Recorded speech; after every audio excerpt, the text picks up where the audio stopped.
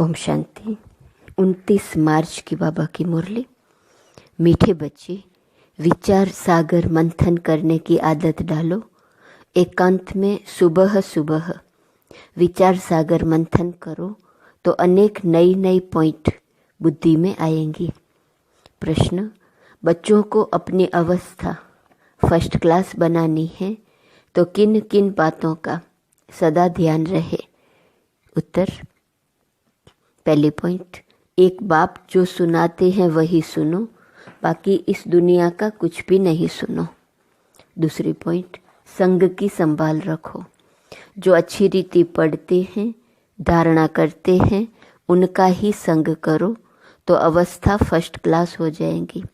कई बच्चों की अवस्था को देख बाबा को ख्याल आता कि ड्रामा में कुछ परिवर्तन हो जाए, परंतु फिर कहते यह भी राजधानी स्थापन हो रही है। अवस्था को फर्स्ट क्लास बनाने के लिए दो बातें, एक संग और दूसरा सुनना। ओम शांति। एक ही बेहद का बाप बेहद के बच्चों को बैठ समझाते हैं व पढ़ाते हैं। बाकी मनुष्य जो कुछ पढ़ते हैं सुनते हैं वह तुमको सुनना पढ़ना कुछ भी नहीं है, क्योंकि यह तो समझ गए हो एक ही यह ईश्वरीय पढ़ाई है जो अभी तुम्हें पढ़नी है। तुमको सिर्फ एक ईश्वर से ही पढ़ना है। बाप जो पढ़ाए सिखाए ओरली पढ़ना है। वह तो अनेक प्रकार की किताब लिखते हैं जो सारी दुनिया पढ़ती है। कितनी ढेर किताबें पढ़ते होंगे, सिर्फ तुम बच्चे ही कहते हो एक से ही सुनो और वही औरों को सुनाओ, क्योंकि उनसे जो कुछ सुनेंगे उसमें ही कल्याण है। बाकी ढेर किताबें हैं, नई नई निकलती रहती हैं। तुम जानते हो राइटियस तो एक बाप ही सुनाते हैं, बस उनसे ही सुनना है। बाप तो बच्चों को बहुत थोड़ा समझाते हैं, उसको डिटेल में समझा कर फिर भी एक ही बात पर आ जाते हैं। भल मन मना भाव अक्सर बाबा राइट कहते हैं, परंतु बाबा ने ऐसे कहा नहीं है। बाप तो कहते हैं अपने को आत्मा समझो, मुझ बाप को याद करो और सृष्टि के आदि मध्य अंत का ज्ञान जो सुनाता हूँ वह धारण करो। क्या कहते बाबा? अपने को आत्मा समझो, मुझ बाप को याद करो और सृष्टि के आदि मध्य अंत का ज्ञान जो सुनाता हूँ वह धारण करो। यह भी तुम जानते हो, हम जो देवता बनते हैं वही फिर वृद्धि को पाते हैं। बच्चों को मूल वतन भी याद है, फिर नई दुनिया भी याद है। पहले है ऊंचे ते ऊंचा बाप, फिर यह नई दुनिया जिसमें यह लक्ष्मी नारायण ऊंचे ते ऊंचे राज्य करने वाले हैं। चित्र तो जरूर चाहिए, तो वह बाकी निशानी रह गई है। यही एक चित्र है, राम का भी है, परंतु राम राज्य को हेवन नहीं कहेंगे, वह है ही सेमी। अब ऊंचते ऊंच बाप पढ़ा रहे हैं, इसमें किताब आदि की कोई ज़रूरत नहीं है। यह किताब आदि कुछ भी चलती नहीं है जो दूसरे जन्म में पढ़ सके। यह पढ़ाई इस जन्म के लिए ही है। यह अमर कथा भी है। नर से नारायण बनने की शिक्षा भी बाप देते हैं नई दुनिया के लिए। बच्चे 84 के चक्र को भी जान गए हैं। यह पढ़ाई का समय है, बुद्धि में मंथन चलना चाहिए। तुमको औरों को भी पढ़ाना है। सवेरे उठ विचार सागर मंथन करना है। सवेरे को ही विचार सागर मंथन अच्छा होता है। जो समझाने वाले होंगे उन्हों का ही मंथन होगा। टॉपिक्स पॉइंट्स आदि निकलती हैं। भक्ति की बातें जन्म जन्मांतर सुनी, यह ज्ञान जन्म जन्मांतर नहीं सुनेंगे।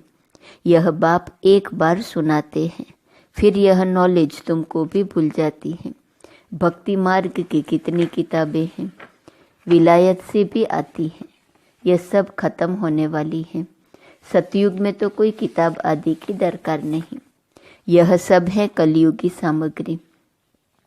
यहाँ जो कुछ तुम देखते हो, हॉस्पिटल, जेल, जज आदि, वहाँ कुछ भी नहीं होंगे। वह दुनिया ही दूसरी होंगी। दुनिया तो यही है, परंतु नई और पुरानी में फर्क तो जरूर होगा ना। उनको कहा जाता है स्वर्ग। वही दुनिया फिर नर्क बनती है। मुख से कहते हैं फलाना स्वर्गवासी हुआ, सन्यासी के लिए कहेंगे ब्रह्म में लीन हुआ, निर्वाण गया, परंतु निर्वाण में कोई जाता नहीं है। तुम जानते हो यह रुद्रमाला कैसे बनी है? रुंडमाला भी है, विष्णु की राजधानी की माला बनती है। अब माला के राज को तुम बच्चे ही जानते हो। नंबरवार पढ़ाई अनुसार ही माला में पिरोए जाते हैं। पहले पहले यह निश्चय चाहिए, यह ईश्वरीय पढ़ाई है।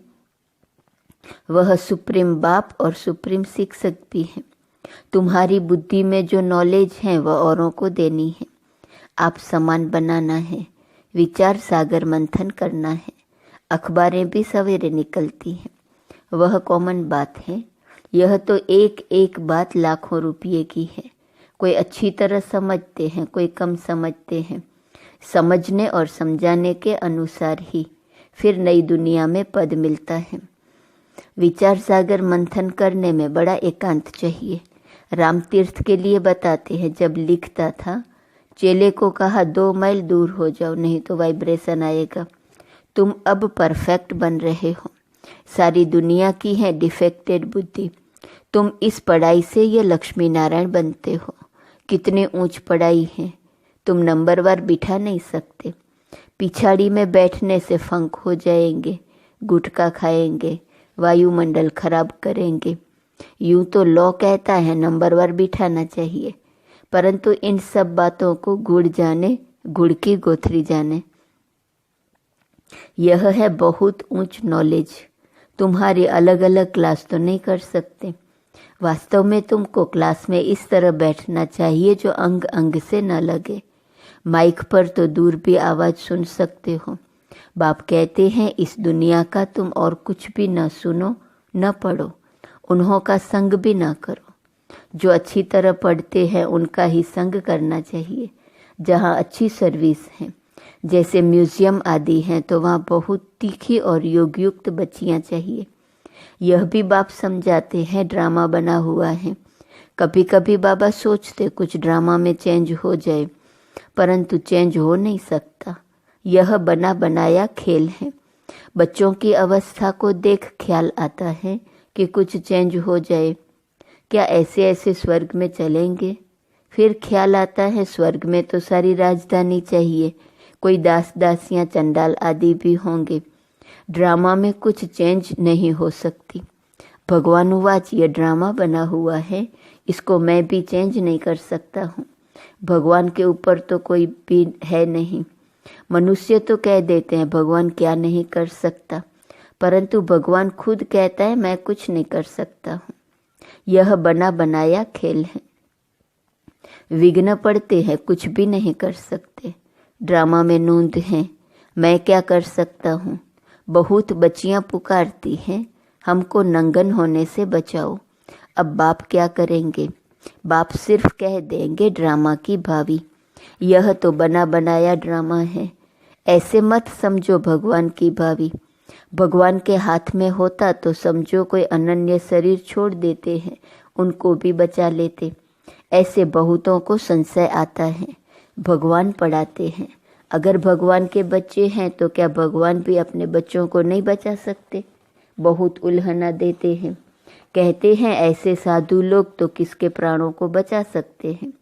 प्राण फिर से आ जाते हैं, चिता से भी उठ जाते हैं। फिर कहेंगे ईश्वर ने लौटा दिया, काल ले गया, उस पर प्रभु ने रहम किया। बाप समझाते हैं जो कुछ ड्रामा में नूंद है वही होता है। बाप भी कुछ नहीं कर सकता। इसको कहा जाता है ड्रामा की भावी। ड्रामा का अक्सर तुम जानते हो। वह कहेंगे जो कुछ होना था हुआ, फिक्र का है का। तुमको बेफिक्र बनाते हैं। सेकंड बाय सेकंड जो कुछ होता है ड्रामा ही समझो। आत्मा ने शरीर छोड़ जाकर दूसरा पार्ट बजाया। अनादि पार्ट को तुम कैसे फेर सकते हो? बल अभी थोड़ी कच्ची अवस्था है, थोड़ा बहुत विचार आ जाता है, परंतु भावी कुछ कर नहीं सकती। लोग भल क्या क्या भी कहें, परंतु हमारी बुद्धि में ड्रामा का राज है। पार्ट बजाना है, फिक्र की बात नहीं। जब तक कच्ची अवस्था है थोड़ी बहुत लहर आती है। इस समय तुम सब पढ़ रहे हो, तुम सब देहधारी हो, मैं एक विदेही हूँ, सब देहधारियों को सिखलाता हूँ। बाप समझाते हैं, कोई कोई समय तुम बच्चों को फिर ये ब्रह्मा भी बैठ समझाते हैं। यह बाप का पार्ट और प्रजापिता ब्रह्मा का पार्ट वंडरफुल है। यह बाप विचार सागर मंथन कर तुमको सुनाते रहते हैं। कितनी वंडरफुल नॉलेज है, कितनी बुद्धि चलानी पड़ती है। बाबा का विचार सागर मंथन सुबह को चलता है। तुमको भी ऐसा बनना है जैसा टीचर। फिर भी फर्क तो जरूर रहता है। टीचर स्टूडेंट को कभी 100 मार्क्स नहीं देंगे, कुछ कम देंगे। वह है ऊंचे ते ऊंचा, हम है देहधारी, तो बाबा मिसल 100% कैसे बनेंगे? यह बड़ी गुह्य बातें हैं। कोई तो सुनकर धारण करते हैं, खुशी होती है। कोई कोई कहते हैं बाबा की तो एक ही वाणी चलती है, रिपीटेशन होती है। अब कोई नए नए बच्चे आते हैं तो मुझे पहली पॉइंट उठानी पड़ती है। कोई नई पॉइंट भी निकल आती है औरों को समझाने के लिए। बच्चों को फिर भी बाप को मदद करनी पड़ती है। मैगजीन निकालते हैं, कल्प पहले भी ऐसे लिखा होगा। अगर अखबार निकाले तो उस पर बहुत ध्यान देना पड़े। ऐसी कोई बात ना हो जो मनुष्य पढ़कर नाराज हो जाए। मैगजीन तो तुम पढ़ते हो। कोई कच्ची पक्की बात होंगी, कहेंगे अब तक संपूर्ण नहीं बने हैं। एक्यूरेट 16 कला संपूर्ण बनने में समय तो लगता है। अभी तो बहुत सर्विस करनी है, बहुत प्रजा बनानी है। यह भी बाप ने समझाया है। अनेक प्रकार की मार्क्स हैं। कोई निमित्त है, बहुतों को ज्ञान लेने के लिए प्रबंध करते हैं तो उनको भी फल मिल जाता है। अब तो पुरानी दुनिया ही खत्म होनी है। यहाँ है अल्पकाल का सुख। बीमारी आदि तो सबको होती है। बाबा सब बातों का अनुभवी है। दुनिया की बातें भी समझाते हैं। बाबा ने कहा था अखबार व मैगजीन में वंडरफुल बातें लिखो जो समझे कि ब्रह्मा कुमारियों ने यह बात बिल्कुल ठीक लिखी है। यह लड़ाई 5000 वर्ष पहले हूबहू लगी थी। कैसे, यह आकर समझो। तुम्हारा नाम भी होगा, मनुष्य सुनकर खुश भी होंगे। बहुत बड़ी बात है। परंतु जब किसकी बुद्धि में बैठे, जो लिखते हैं उनको फिर समझाना भी है। समझाना नहीं आता होगा इसलिए फिर लिखते भी नहीं। अच्छा, मीठे मीठे सिकिलदे बच्चों प्रति माता पिता बाप दादा का याद प्यार और गुड मॉर्निंग। रूहानी बाप की रूहानी बच्चों को नमस्ते। रूहानी बच्चों की रूहानी बाप को नमस्ते नमस्ते नमस्ते। धारणा के लिए मुख्य सार। पहली पॉइंट, एक बाप जो सुनाते व पढ़ाते हैं वही सुनो व पढ़ो। बाकी कुछ भी पढ़ने सुनने की दरकार नहीं। संग की बहुत बहुत संभाल रखो। सवेरे सवेरे एकांत में बैठ विचार सागर मंथन करो। दूसरी पॉइंट, ड्रामा की भावी निश्चित बनी हुई है, इसलिए सदा बेफिक्र रहो। किसी भी बात में संशय मत उठाओ। लोग भल क्या भी कहेंगे, लेकिन तुम ड्रामा पर अटल रहो। वरदान, अथॉरिटी बन। समय पर सर्व शक्तियों को कार्य में लगाने वाले मास्टर सर्वशक्तिवान भव। सर्वशक्तिवान बाप द्वारा जो सर्व शक्तियाँ प्राप्त हैं, वह जैसी परिस्थिति, जैसा समय और जिस विधि से आप कार्य में लगाने चाहो, वैसे ही रूप से यह शक्तियाँ आपके सहयोगी बन सकती हैं। इन शक्तियों को व प्रभु वरदान को जिस रूप में चाहो वह रूप धारण कर सकती हैं। अभी अभी शीतलता के रूप में, अभी अभी जलाने के रूप में। सिर्फ समय पर कार्य में लगाने की अथॉरिटी बनो। ये सर्व शक्तियाँ तो आप मास्टर सर्वशक्तिवान की सेवादारी हैं। स्लोगन, स्वपुरुषार्थ व विश्व कल्याण के कार्य में जहाँ हिम्मत है वहाँ सफलता हुई पड़ी है। आज का स्वमान है, मैं बोझ से मुक्त हूँ। अव्यक्त इशारे की पॉइंट 29 मार्च। बाप दादा सदा बच्चों को यही कहते, ब्राह्मण जीवन अर्थात बेफिक्र बादशाह। ब्रह्मा बाप बेफिक्र बादशाह बने तो क्या गीत गाया, पाना था सो पा लिया, काम बाकी क्या रहा। आप क्या कहते हो, सेवा का काम बाकी रहा हुआ है, लेकिन वह भी करावनहार बाप करा रहे हैं और कराते रहेंगे। हमको करना है, इससे बोझ हो जाता है। बाप हमारे द्वारा करा रहे हैं तो बेफिक्र हो जाएंगे। ओम शांति।